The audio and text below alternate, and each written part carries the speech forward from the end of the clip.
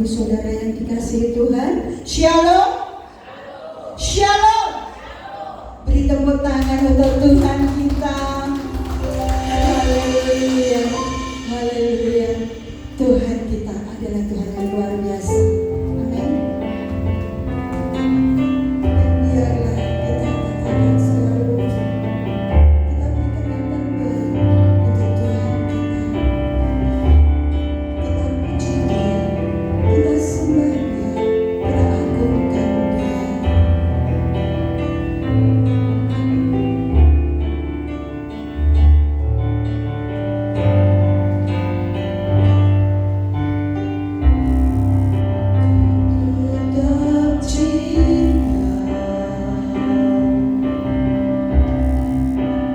Tetap cinta,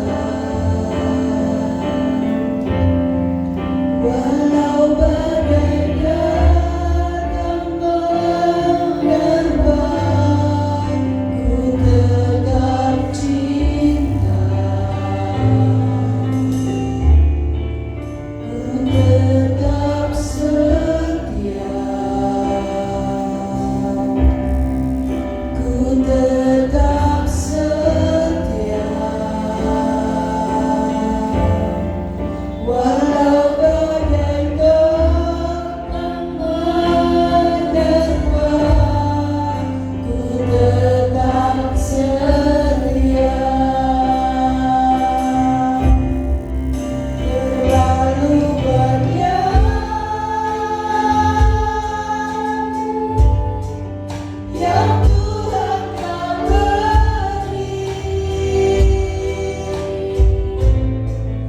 takkan mungkin ku balas dari apa yang ku miliki. Ku persembahkan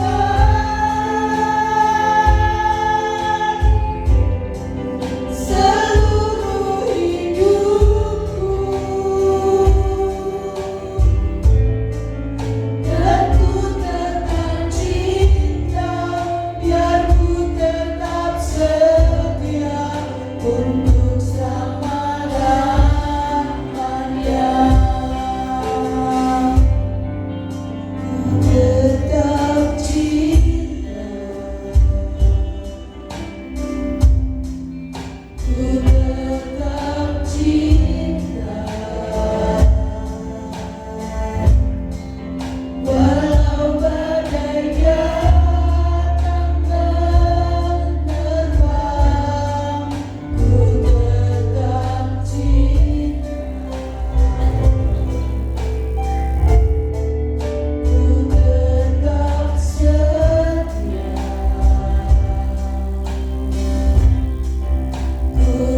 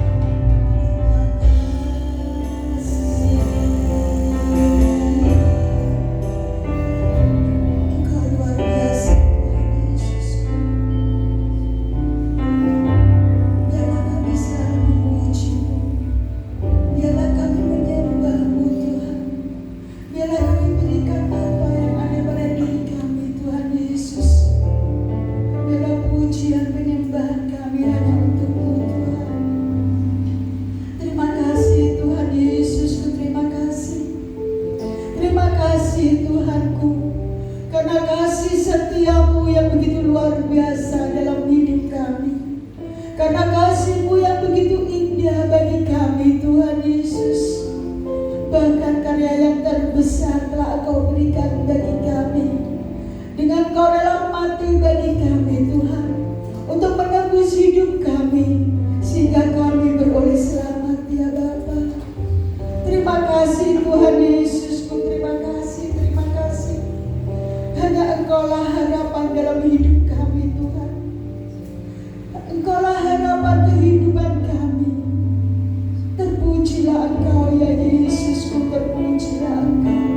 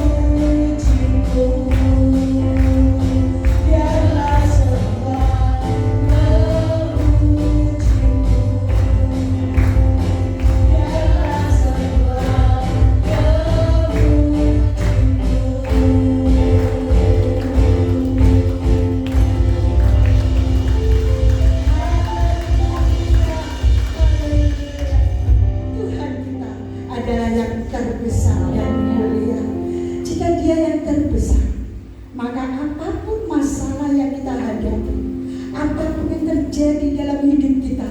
Iso ora iso kita pasti bisa. Amin.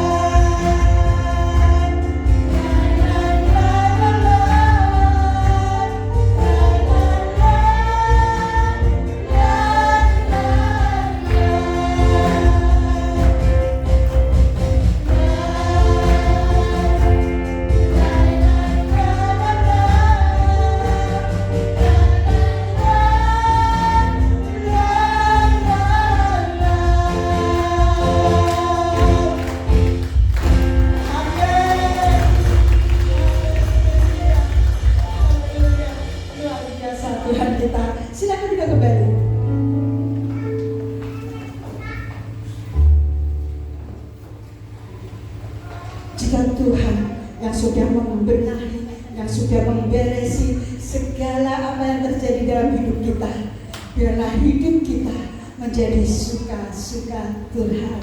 Amin. Kita akan pujikan pujian ini, dan di sementara itu kita akan memberikan persembahan berkorban.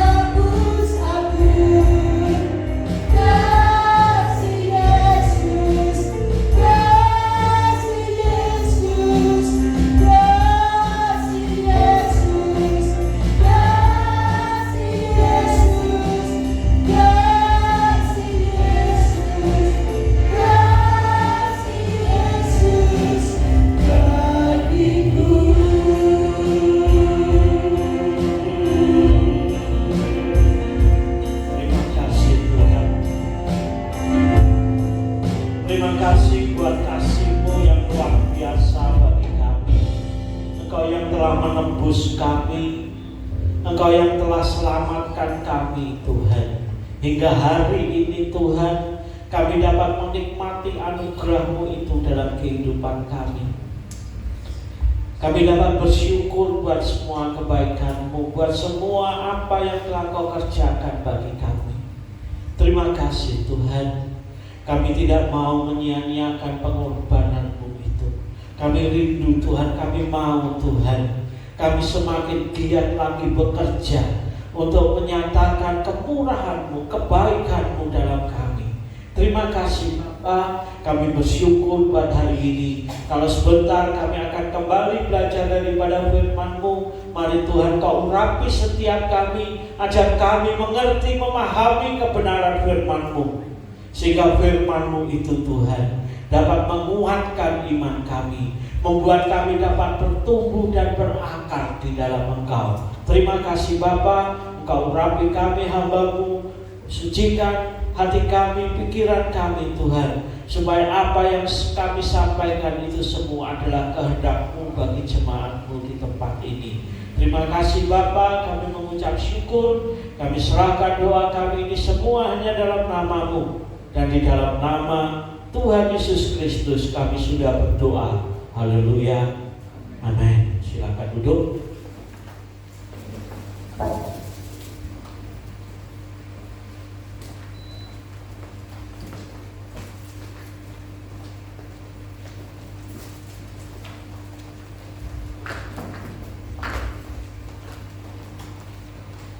Shalom. Puji Tuhan, saudara-saudara, kalau pagi hari ini kita bisa kembali bersama-sama. Yang tidak terasa hari ini kita sudah masuk bulan September, saudara. Cepat sekali ya, September, Oktober, November, Desember, akhir, saudara. Dan perjalanan hidup kita ini rasanya semakin lama semakin cepat ya. Ya memang firman Tuhan katakan waktu itu akan dipersingkat, saudara. Yang kita nggak tahu, dulu saya mikir waktu dipersingkat itu apa sehari itu jadi 20 jam. Ternyata tetap sehari itu 24 jam, tapi perasaan kita itu rasanya lebih cepat ya, saudara. Seminggu itu ya Senin, Selasa langsung, kalau udah masuk Kamis itu rasanya wis hampir minggu, saudara. Mari kita bersama-sama kita akan belajar firman Tuhan. Dalam firman Tuhan pagi hari ini berbicara tentang pokok anggur yang benar. Kita akan buka Alkitab kita Injil Yohanes pasal yang ke-15. Kita akan baca ayat yang pertama sampai dengan ayat yang ke-8.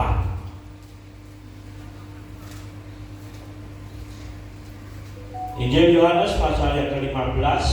Kalau sudah mendapatkan, mari kita semua berdiri. Saya akan baca ayat yang ganjil, nanti saudara baca ayat yang genap.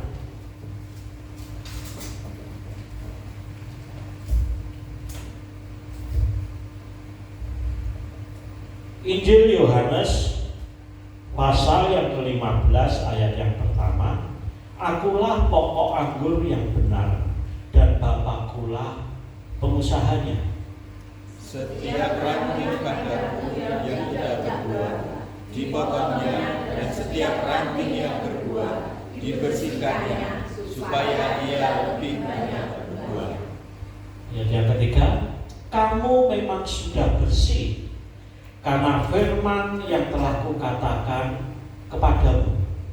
Tinggallah di dalam aku, dan aku di dalam kamu.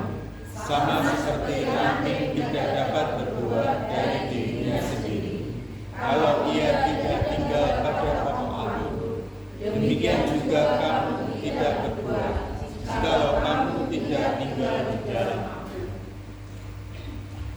Akulah pokok anggur dan kamulah ranting-rantingnya. Barang siapa tinggal di dalam aku dan aku di dalam dia, ia berbuah banyak. Sebab di luar aku kamu tidak dapat berbuat apa-apa. Barang siapa tidak tinggal di dalam aku, ia dibuang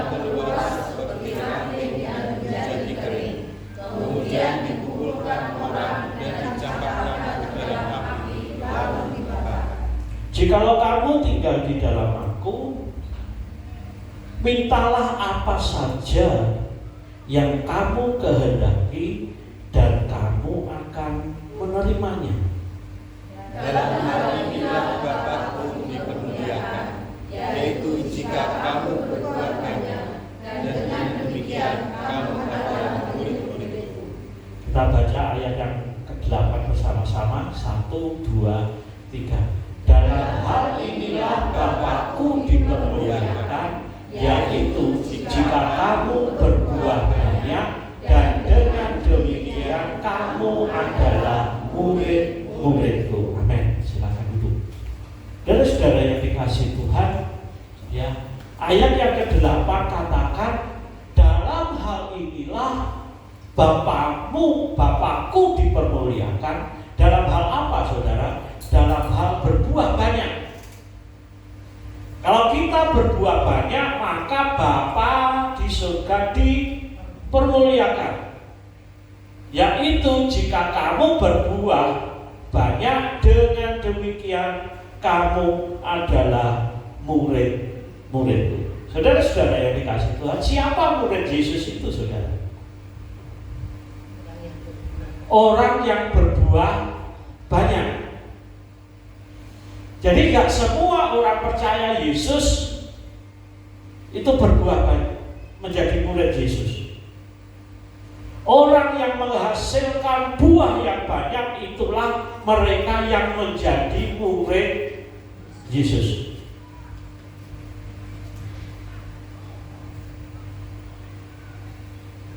Ayat yang ke-7, saudara perhatikan. Jikalau kamu tinggal di dalam Aku dan firman-Ku tinggal di dalam kamu, mintalah apa saja yang kamu kehendaki dan kamu akan menerimanya. Luar biasa firman ini, saudara. Tuhan Yesus janji itu luar biasa. Apa saja yang kamu minta, kamu kehendaki, kamu akan menerima. Seringkali orang Kristen cuma ngambil ayat ini bagian belakang ini aja, ya saudara. Janji Tuhan, diklaim apa yang aku minta Tuhan beri. Padahal ini cuma bagian belakang, bagian depannya saudara perhatikan. Jikalau kamu tinggal di dalam Aku dan firman-Ku. Jadi kalau kita mau apa saja yang kita minta itu diberikan oleh Tuhan, kita menerima, yaitu apa? Tinggal di dalam Aku, kata Tuhan Yesus, dan firman-Ku tinggal di dalam kamu.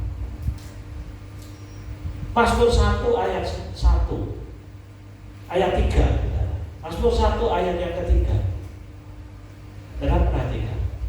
Ya, tolong dibuka. Ia seperti pohon yang ditanam di tepi aliran air, yang menghasilkan buahnya pada musimnya, dan yang tidak layu daunnya. Apa saja yang diperbuatnya berhasil.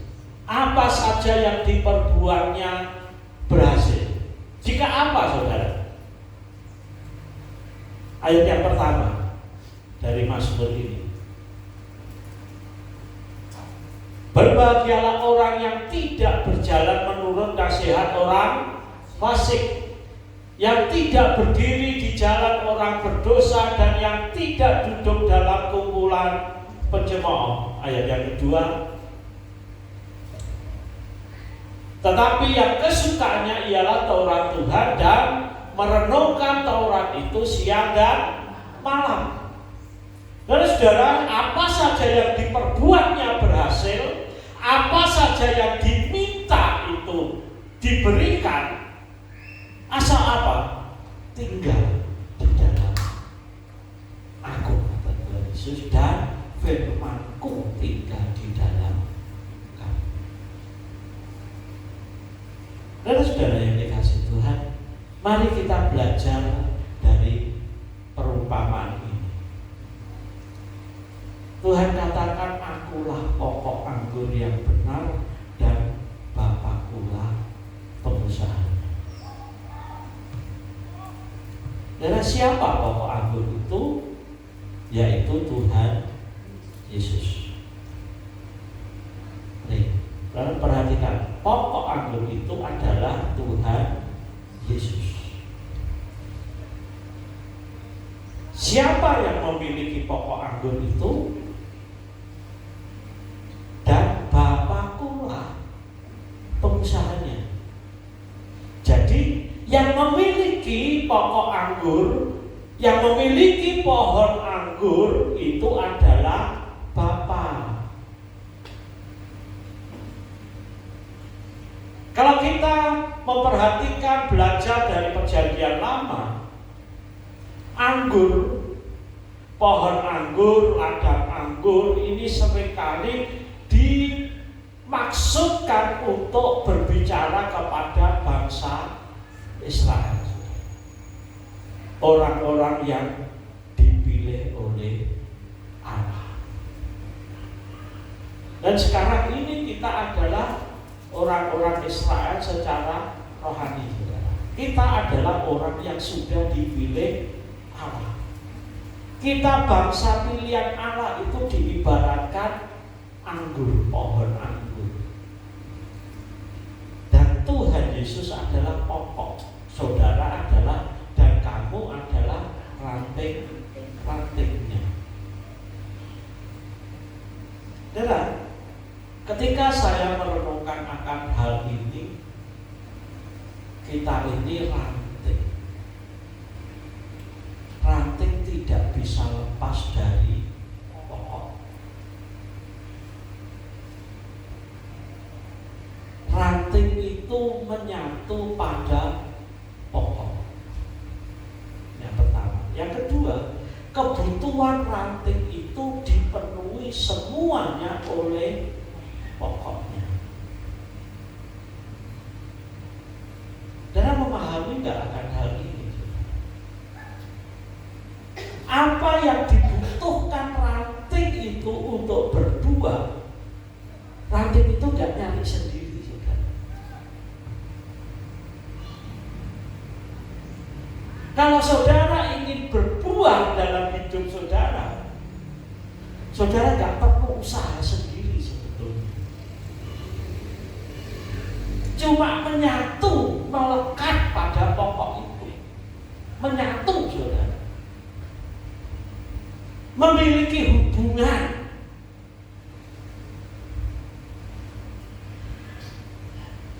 Rantai gak punya akar sendiri, saudara. Iya gak? Siapa yang punya pohon, pernah punya pohon anggur? Ranting itu gak nyari makanan sendiri, benar gak?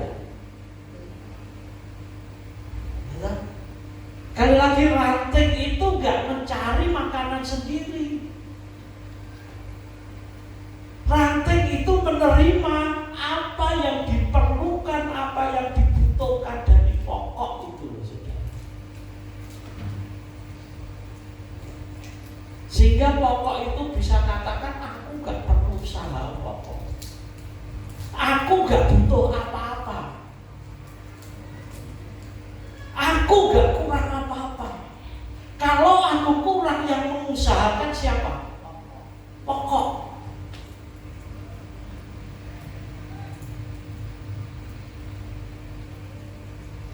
Sekali lagi, kalau aku mengalami kekurangan apapun untuk menghasilkan buah, yang mengusahakan itu pokok anggur itu. Tapi sayangnya banyak orang Kristen gak memahami akan hal ini, sehingga dia berusaha menjadi pokok anggur, saudara. Dengan apa usahanya sendiri, caranya biar apa menghasilkan buah. Akibatnya apa? Capek, putus asa, kok ini terus ya. Karena apa? Berusaha menjadi pokok ranting itu. Yang kita ini seharusnya, tadi firman Tuhan katakan, kita ini adalah ranting.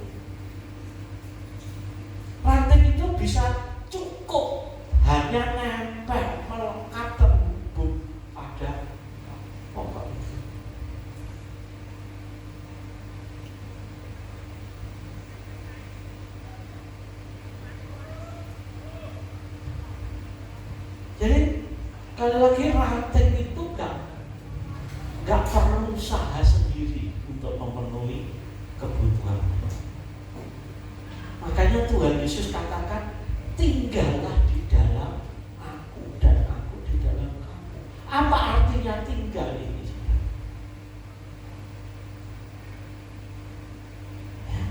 Tuhan inginkan itu gini. Tinggal ini artinya istirahat, saudara.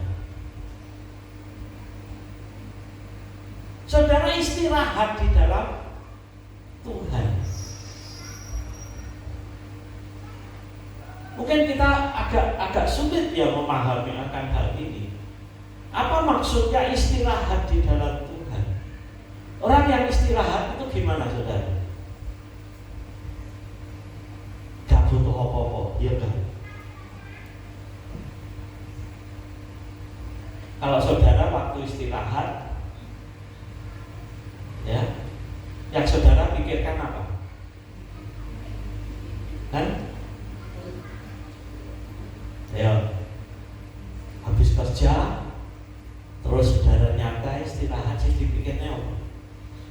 Dari kerjaan. Terus gak pikir apa-apa, saudara. Oke lah, mungkin saudara gak tidur, tapi ketika saudara istirahat dari pekerjaan saudara, saudara akan memikirkan sesuatu yang menyenangkan. Benar gak? Wis kerja, capek, istirahat, leren sih. Ketika saudara leren sih, istirahat sih, saudara sih pikir nih kerjaan saudara kan? Saudara masih memikirkan apa yang saudara perlukan kan? Apalagi waktu istirahat, terus makan, saudara. Makanya kenapa jam istirahat itu selalu diisi makan, saudara?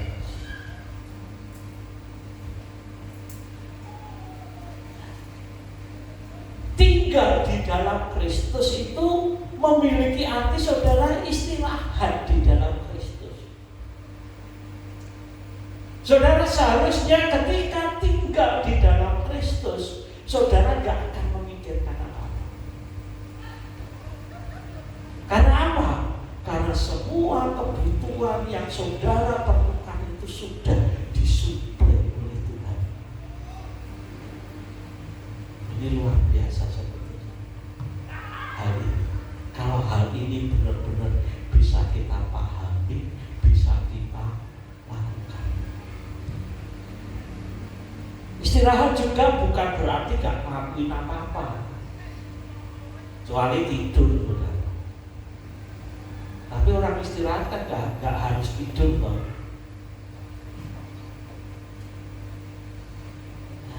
Istirahat layak-layak, gak harus tidur, tapi gak melakukan apa. Tapi tetap ada sesuatu yang harus dilakukan. Mari kita kembali belajar dari pohon anggur tadi. Ketika ranting itu menempel pada pokoknya, yang pertama ranting itu akan tetap hidup, benar gak? Ya. Kalau keluar dari ranting, maka keluar dari pokoknya, pisah dari pokoknya, berarti ranting itu akhirnya mati. Ranting ketika melekat menyatu pada pokoknya, pertama dia akan hidup. Yang kedua, dia akan bertumbuh. Gak cuma hidup tak, tapi bertumbuh. Semakin besar, semakin kuat.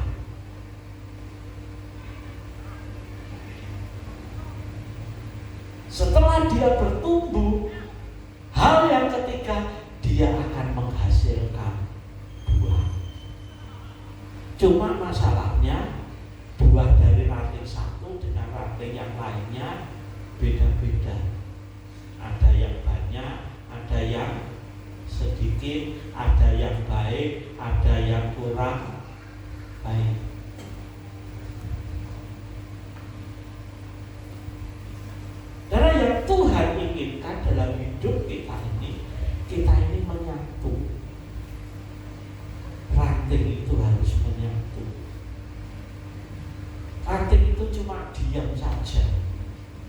dia sekali lagi menerima kebutuhannya, apa yang dibutuhkan dari pokok itu.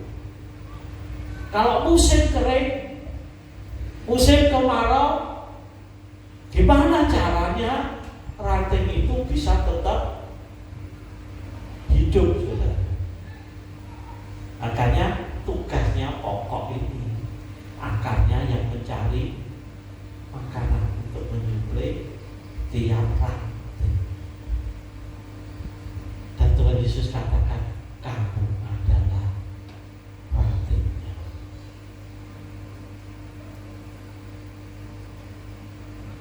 Saudara adalah ranting. Kalau saudara mau hidup, mau bertumbuh, harus menyatu, terhubung dengan pokok, punya hubungan. Makanya Mazmur 23 ayat 1, Raja Daud katakan apa? Tuhan adalah gembalaku, takkan kekurangan aku. Dan dalam bahasa aslinya, terjemahannya seharusnya aku tidak perlu apa-apa. Tuhan adalah gembalaku, aku tidak butuh apa-apa. Bukan cuma tidak kekurangan, saudara. Saudara tahu maksud dari gak butuh apa-apa, saudara? Dengan tidak kekurangan.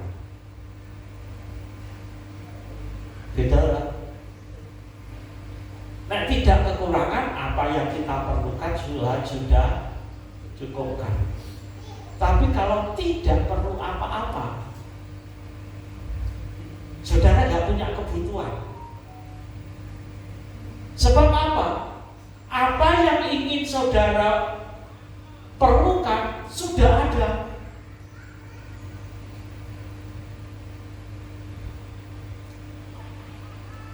Jadi apa yang akan kita perlukan itu sudah ada. Saudara perlu apa itu sudah disediakan oleh Tuhan, sudah ada. Demikian juga sama halnya dengan ranting tadi. Ketika ranting itu memerlukan sesuatu untuk berbuah, sudah ada, nggak nyari lagi.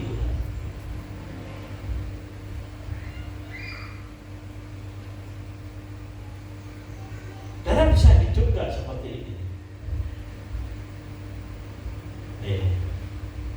Kalau saudara percaya Tuhan, harusnya kita hidup itu seperti itu. Makanya Tuhan katakan apa? Jangan kamu khawatir. Orang yang khawatir itu orang yang seperti apa?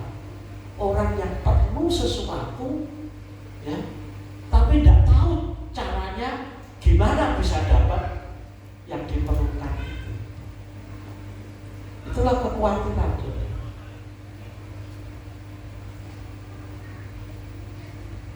Darah-darah yang dikasih Tuhan, tadi kita kembali ranting itu harus menyatu. Ranting kok gak perlu apa-apa, saudara. Jadi kita juga sebagai anak Tuhan, seharusnya kita ini juga ketika kita tinggal di dalam Dia, kita ini gak perlu apa-apa. Kan kita masih hidup. Alasannya kan kita masih hidup, punya kebutuhan. Nah, siapa yang gak punya kebutuhan? Saya percaya saudara semua di tempat ini punya kebutuhan, kan? Butuh sesuatu, butuh duit, butuh mangan, butuh apa lagi? Kita masih punya kebutuhan. Tapi tahu nggak? Semua yang saudara butuhkan itu sudah disediakan oleh Tuhan.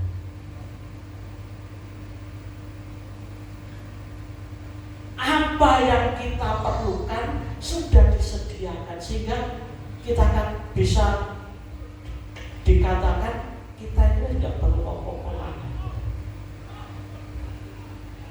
sebab Tuhan sudah sediakan. Kita seringkali cuma percaya Tuhan sudah sediakan. Mulut kita bisa katakan Tuhan sudah sediakan. Oh Yehova Jireh, Tuhan yang menyediakan. Tapi saudara bisa nggak hidup di dalam firman?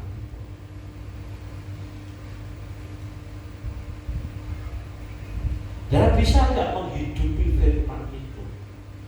Kalau kita punya Yehova Jireh, Dia yang menyediakan segala sesuatu, saudara bisa hidup nggak tanpa kekurangan apa-apa? Saudara bisa percaya nggak kepada Tuhan?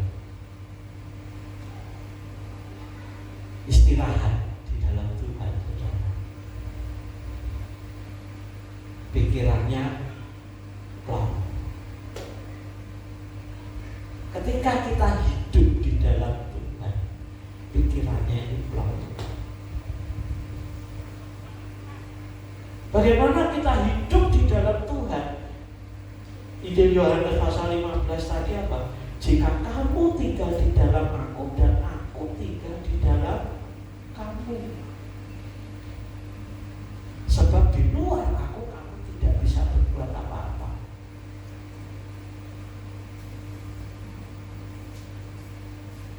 Banyak orang Kristen saya keminta, saudara, ngerasa lebih pintar dari Tuhan.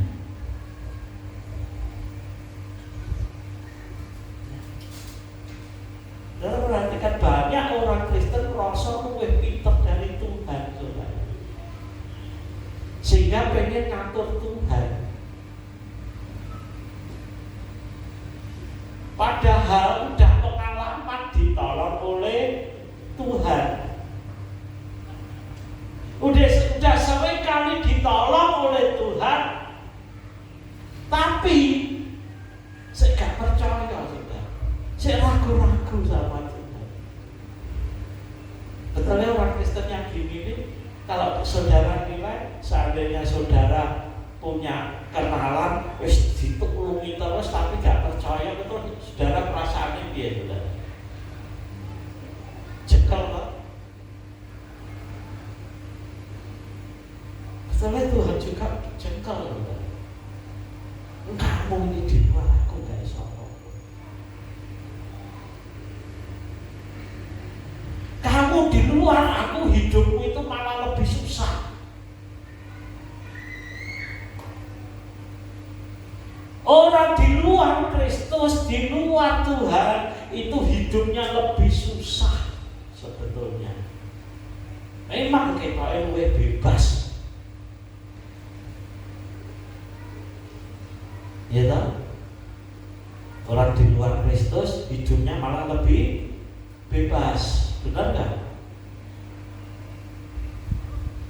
Ketika mau tinggal di dalam Kristus itu rasanya tertekan, rasanya berat,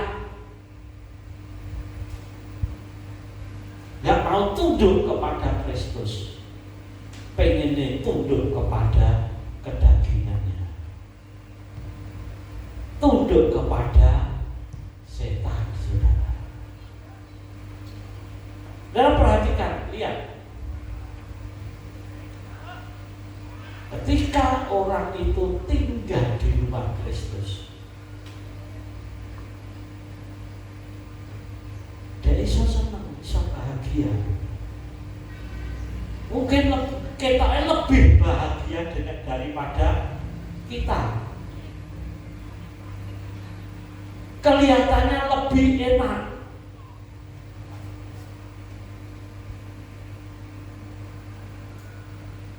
Kelihatannya lebih menyenangkan.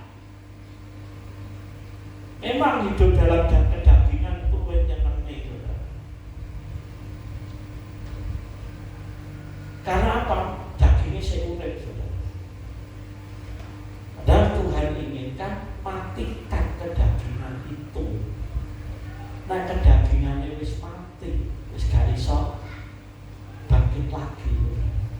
Wis gak perlu apa-apa. Nah itu yang Tuhan inginkan. Makanya firman Tuhan katakan matikan kedagingan itu. Kalau saudara sudah matikan kedagingan itu, saudara merasa wis gak perlu apa-apa. Sebab sudah mati daging.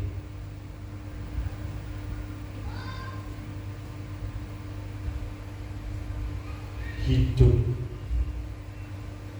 terhubung, tinggallah di dalam aku dan aku di dalam kamu. Kita hidup di dalam Kristus. Gimana hidup di dalam Kristus itu? Kita takluk di bawah pemerintahan Yesus.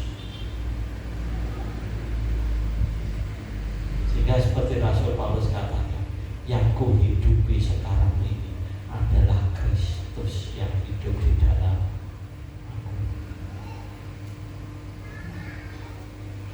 Dan mari kita memperhatikan hidupnya rasul-rasul murid Yesus.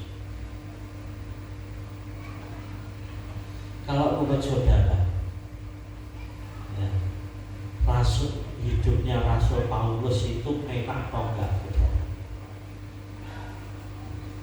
Ayo.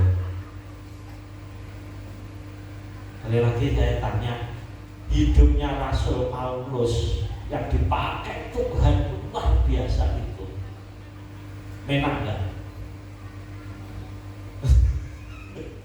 Saudara tahu kan kisahnya Rasul Paulus? Enak enggak?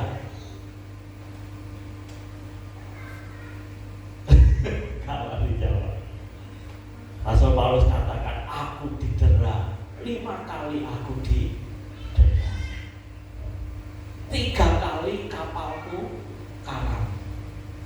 Saudara tahu didera itu apa? Dihukum cambuk, dikepui 5 kali.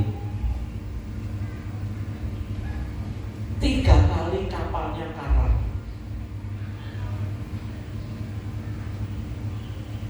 Dia hidup di dalam penjara. Tidak tahu berapa lama Paulus itu di penjara. Enak gak kalau saudara dipakai Tuhan kayak Rasul Paulus itu? Mau gak saudara? Ayo, mau gak? Siapa yang mau angkat tangannya?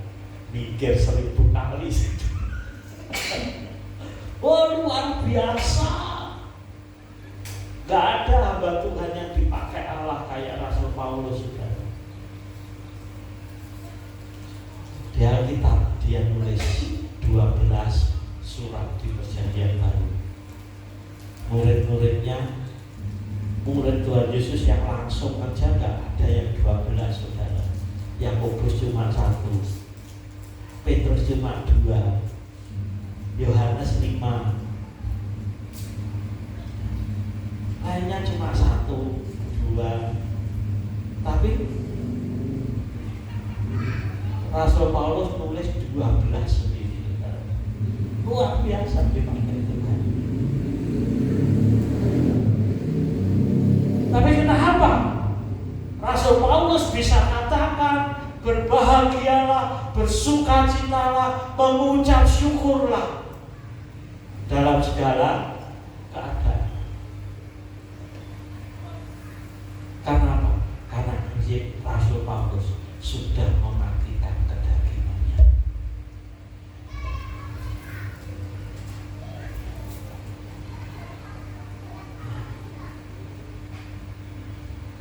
Kita pengen dipakai oleh Tuhan, pengen menghasilkan buah. Buahnya Rasul Paulus, saudara perhatikan, berbuah banyak sekali. Jemaat yang dirintis oleh Rasul Paulus,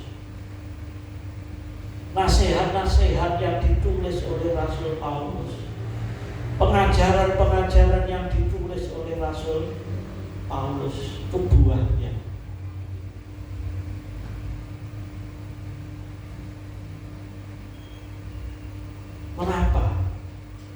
kita masih berat nyontoh Rasul Paulus. Wes gak usah Rasul Paulus yang terlalu besar, saudara. Ya. Nyontoh Matius saja, yang nulisnya cuma satu, Injil Matius.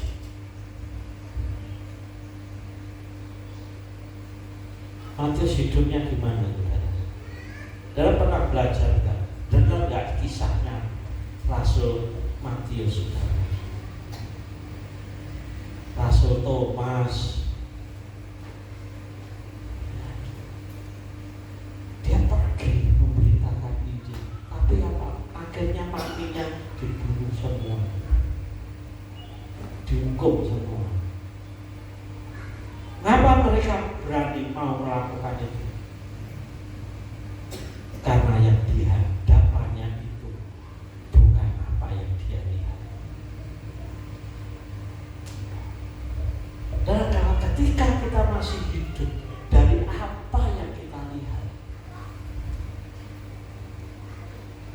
saudara tidak akan bisa hidup di dalam Kristus.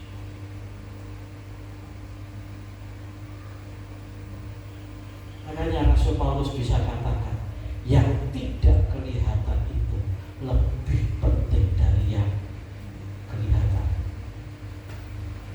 Jadi kita hidup jangan apa yang kita lihat saja. Saudara jangan hidup dari apa yang saudara lihat, apa yang terjadi sekarang ini. Mari kita belajar hidup masuk ke dimensi yang lain, dimensi iman, saudara.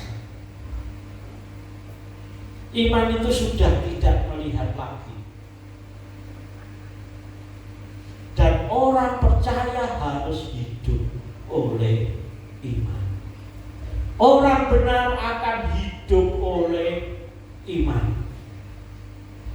Roma pasal 1. Ya. Orang benar akan hidup oleh iman. Ketika kita melekat, nempel, terhubung dengan Allah, dengan Tuhan Yesus, dengan firman itu, kita dapat sumber kekuatan dari firman. Kita dapat makanan dari firman.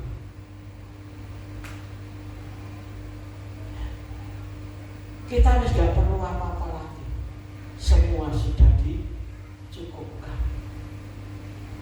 Makanya mari kalau kita berdoa, kita ubah doa-doa kita, cara kita berdoa. Kita bukan lagi berdoa minta kepada Tuhan.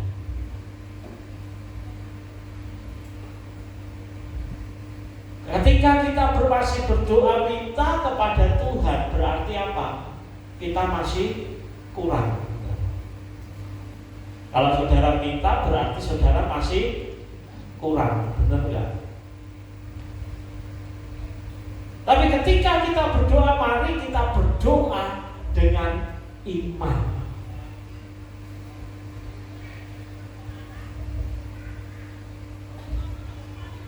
Kita tidak lagi berdoa Tuhan berkati saya, enggak.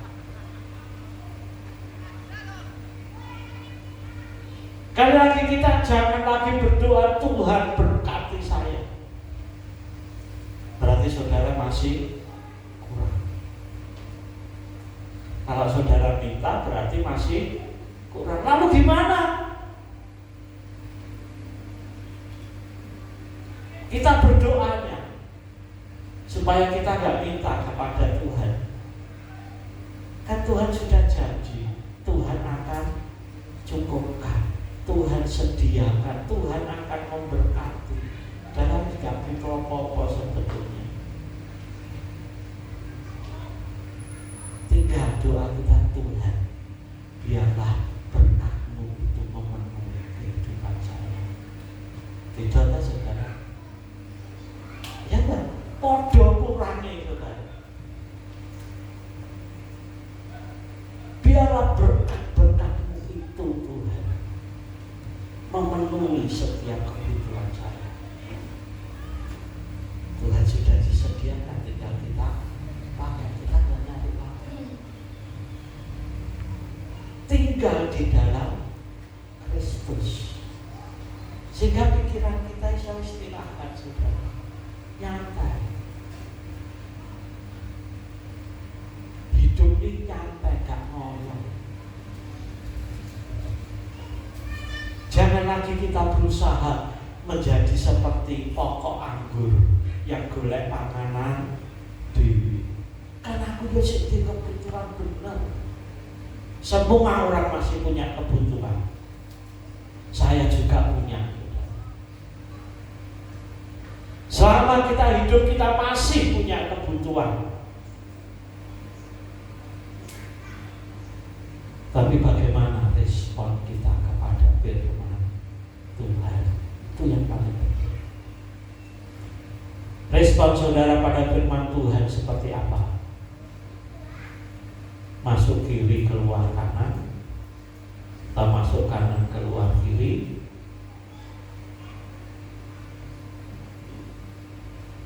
Apakah kita cuma ngerti? Aku ngerti firman itu. Tapi apakah saudara menghidupi firman itu? Mari kita belajar, kita menghidupi firman itu. Firman itu Tuhan bukan cuma apa yang tertulis di Alkitab, saudara. Ketika saudara menghidupi firman itu, saudara akan memiliki kuasa untuk apa? Menghasilkan buah. Kalau hasil buah kita nggak baik, nah, coba ayat Yohanes 15 tadi, ayat yang ketiga.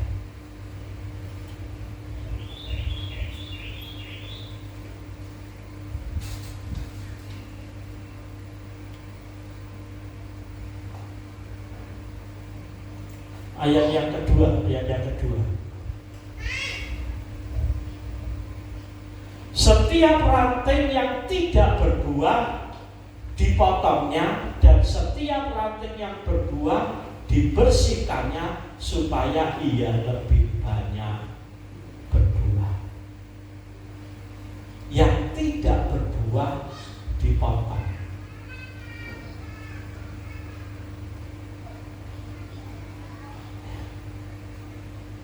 Yang berbuah dibersihkan supaya lebih banyak buah. Saya percaya setiap orang Kristen sudah memiliki buah. Sekali lagi, setiap orang Kristen punya buah sudah. Tapi masalahnya cuma sedikit atau banyak.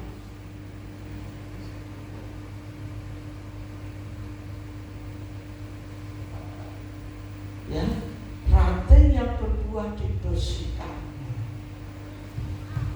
Ayat yang ketiga katakan apa? Kamu memang sudah bersih karena firman yang telah kukatakan kepadamu. Yang membersihkan itu apa, saudara? Firman. Kan ya? Dalam 1 Petrus katakan firman itu seperti pedang bermata dua yang dapat memisahkan jiwa dari roh. Tajam firman Tuhan. Firman itu tajam. Ketika saudara sedang dibersihkan oleh firman itu, respon saudara gimana?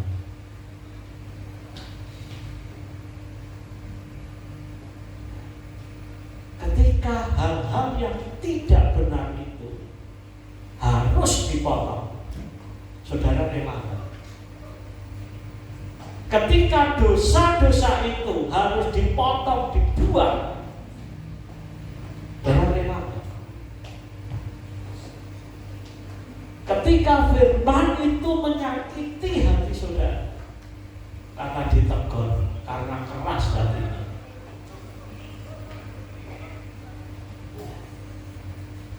Respon saudara gimana?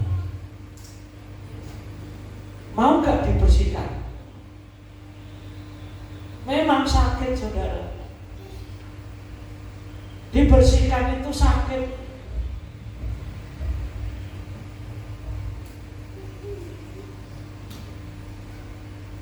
Tapi respon saudara gimana?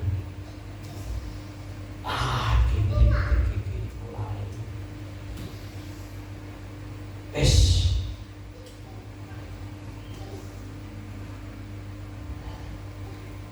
Kekerasan, apakah saudara tetap mau mengeraskan hati?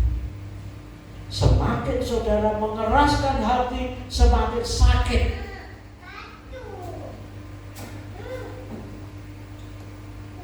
Karena gak cuma sekali nanti.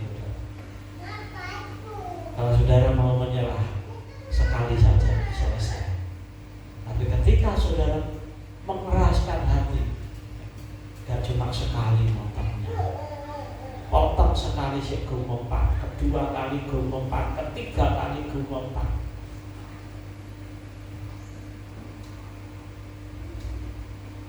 Akhirnya Tuhan sendiri yang bekerja. Kalau Tuhan sendiri sudah bekerja menghukum ngeri saudara, kan yang mumpung belum, ketika mau dibersihkan, mari terima kasih, bertobat. Harus dipotong. Untuk menghasilkan buah yang banyak harus dibersihkan. Dan yang Tuhan inginkan menghasilkan buah yang banyak. Gak cukup berbuah tok saudara. Ya. Sekali lagi gak cukup kita cuma berbuah. Dalam hal inilah Bapakku dipermuliakan jika kamu berbuah banyak. Jika saudara menghasilkan buah yang banyak, itu nama Tuhan dipermuliakan. Tujuan hidup kita ini apa saudara? Tujuan hidup kita di dunia ini apa? Seharusnya ketika saudara sudah dipanggil Tuhan, sudah diselamatkan, bahkan penyelamatan saudara gak cuma ngomong wis tak ampuni selesai, enggak. Tuhan Yesus harus rela menderita mati sampai mati di kayu salib untuk menyelamatkan kita.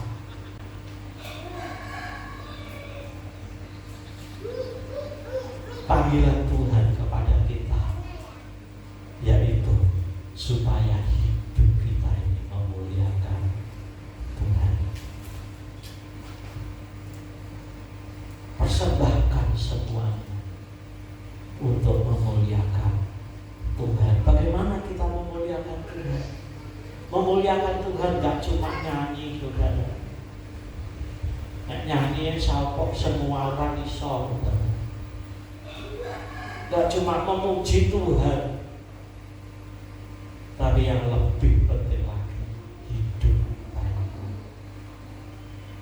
Hidup saudara ini memuliakan Tuhan, supaya nama Tuhan dipermuliakan.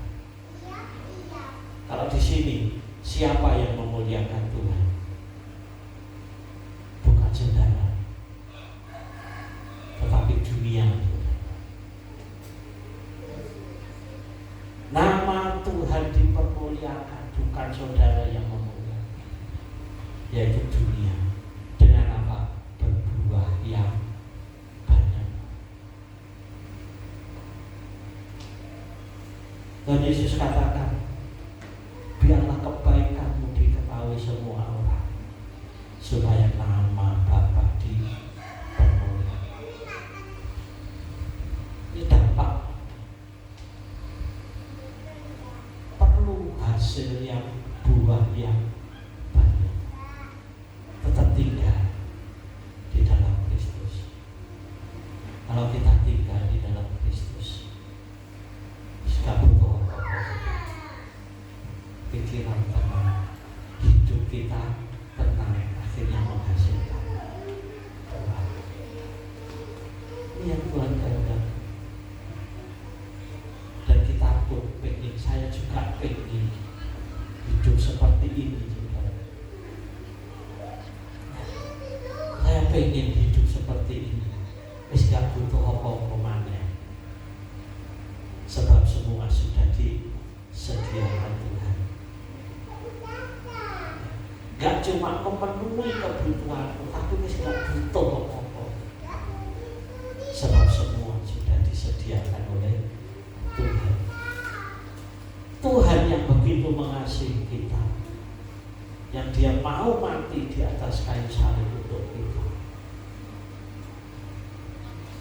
Firman Tuhan katakan, anaknya sendiri saja dikorbankan, apalagi yang kurang.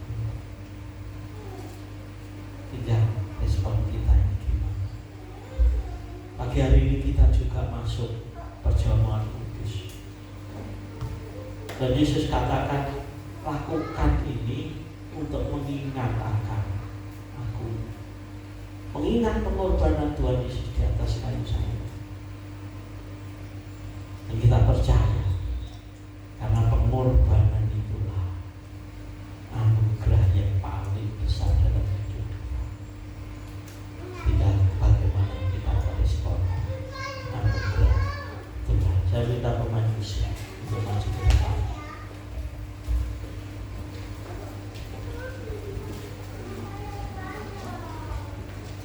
Bagaimana kita meresponi kehendak Tuhan,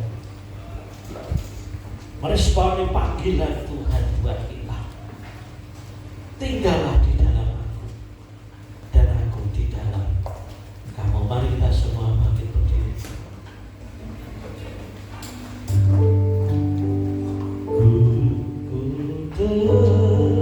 Terhubung denganmu, amin. Selalu melekat di hatimu. Firman-Mu itulah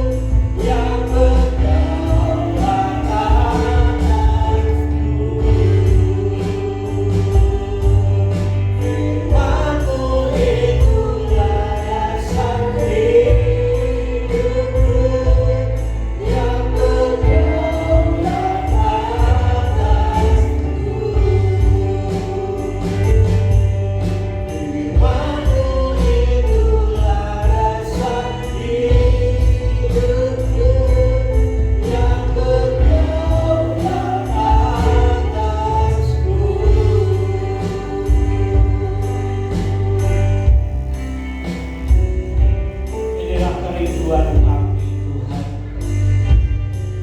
kami mau melekat di hati, kami mau selalu terhubung dengan Engkau Tuhan, sehingga apa yang Kau inginkan, apa yang kami butuhkan, semuanya itu sudah tercukupi.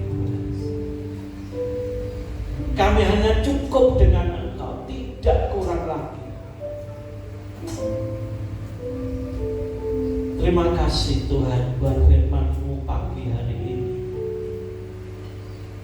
Biarlah firman ini tidak berlalu begitu saja, tapi kami mau menghidupi firman itu Tuhan. Terima kasih Tuhan. Terima kasih Bapak. Saya minta Bapak Ngadiono dan Bapak Pariono untuk maju ke depan. Tuhan Yesus, sebentar kami akan masuk dalam perjamuan kudus.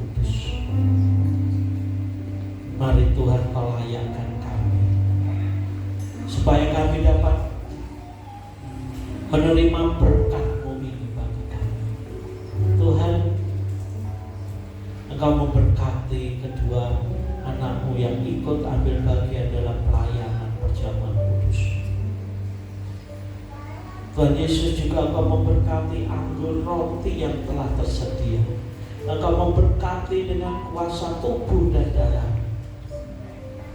sehingga ketika kami makan, ketika kami minum, kami dapat terhubung dengan Engkau.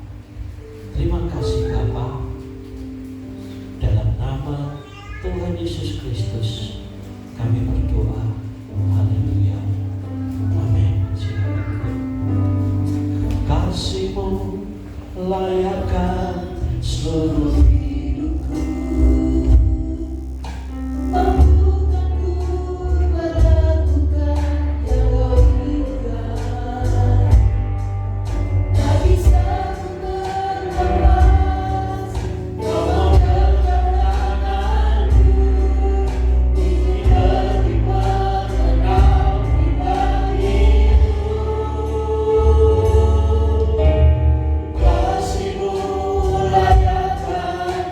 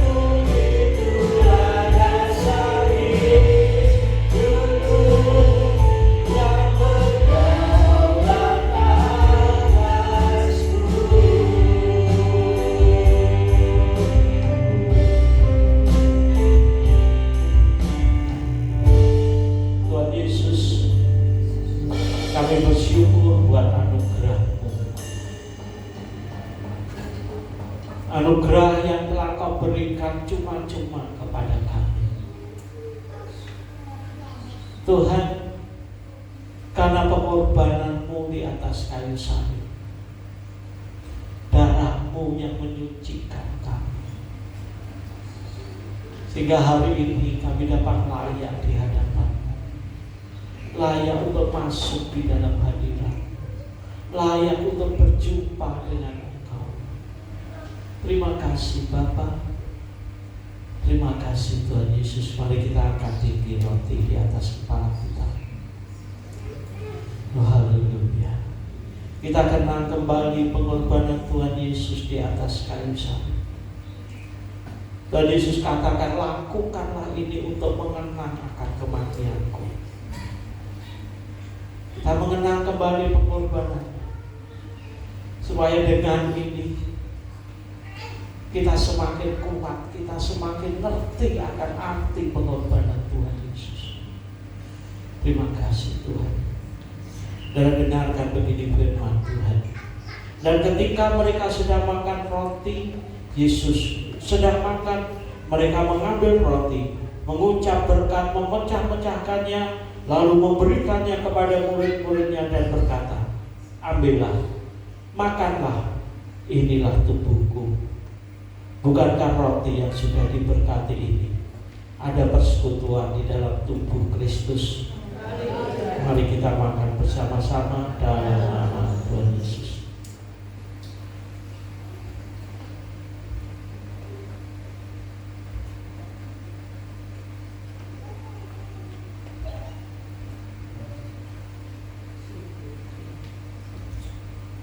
Haleluya Tuhan.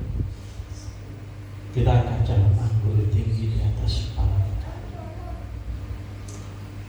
Sesudah itu ia mengambil cawan, mengucap syukur, lalu memberikannya kepada mereka dan berkata, minumlah kamu semua dari cawan ini, sebab inilah darahku, darah perjanjian yang ditumpahkan bagi banyak orang untuk pengampunan dosa. Bukankah anggur yang sudah diberkati ini ada persekutuan di dalam darah Kristus? Mari kita minum bersama-sama dalam nama Tuhan Yesus. Haleluya. Terima kasih Tuhan buat karunia-Mu bagi kami. Tuhan, kami ingin tetap setia. Kami ingin tetap setia sampai akhir hidup kami, sehingga pengorbanan-Mu itu tidak sia-sia bagi kami, dan kami dapat menikmati anugerah yang luar biasa itu bagi kami. Terima kasih Tuhan buat hari ini. Kalau kami dapat ikut ambil bagian dalam perjamuan kudus, biarlah ini semua menjadi berkat bagi kami. Ada persekutuan tubuh dan darah-Mu dalam hidup kami, sehingga kami ada di dalam Engkau dan Engkau di dalam kami. Terima kasih Bapa, kami mengucap syukur, kami serahkan doa kami hanya dalam nama-Mu. Dalam nama Tuhan Yesus Kristus kami sudah berdoa. Haleluya. Amin. Silakan duduk. Tuhan memberkati.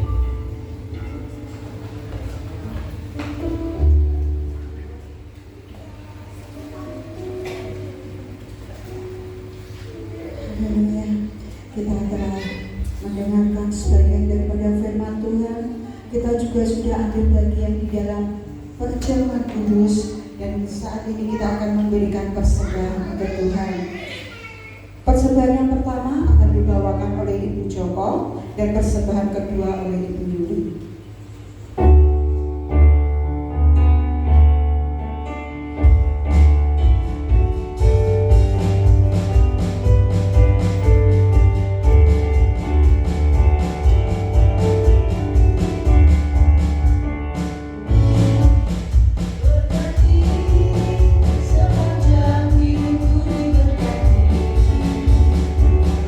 Pagi hari siang berganti malam, aku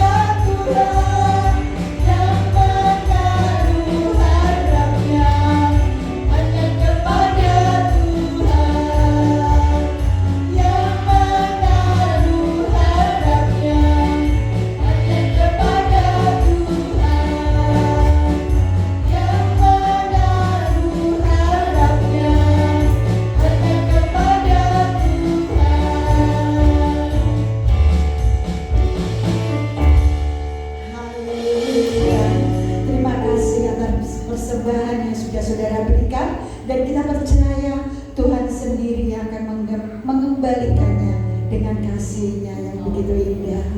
Haleluya. Saya akan bacakan pengumuman untuk minggu ini.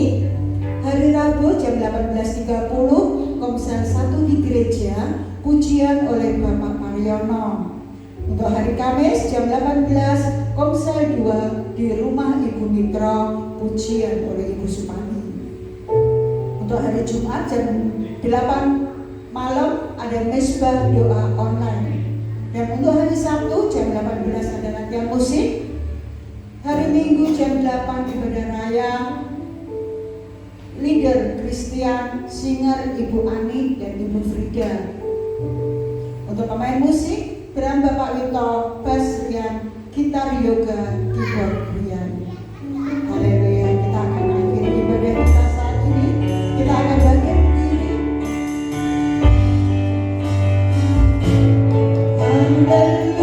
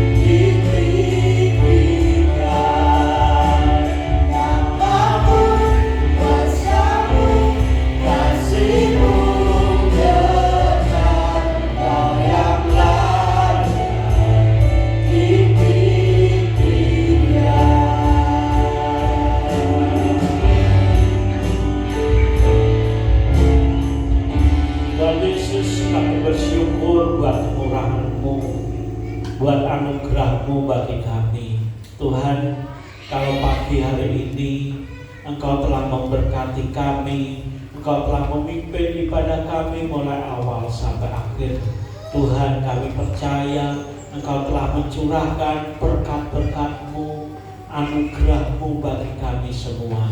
Terima kasih Tuhan. Tuhan Yesus, pagi hari ini Tuhan kami berdoa buat setiap anak-anak-Mu yang telah memberi persembahan di hadapan-Mu.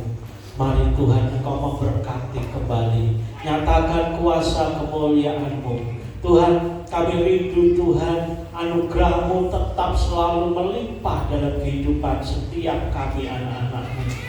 Engkau memberkati rumah tangganya, Engkau memberkati usaha pekerjaannya, apa saja yang dikerjakan. Tuhan, kami rindu berkat-berkat-Mu ini Tuhan dapat menjadi berkat buat yang lain. Kami dapat menjadi berkat, menjadi garam dan terang bagi dunia ini. Kami rindu Tuhan, nama-Mu dipermuliakan. Terima kasih Tuhan. Juga kami berdoa buat saudara-saudara kami yang tidak hadir pada saat ini. Mari Tuhan Kau memberkati mereka. Yang sakit Tuhan Kau sembuhkan, Kau beri kekuatan kembali.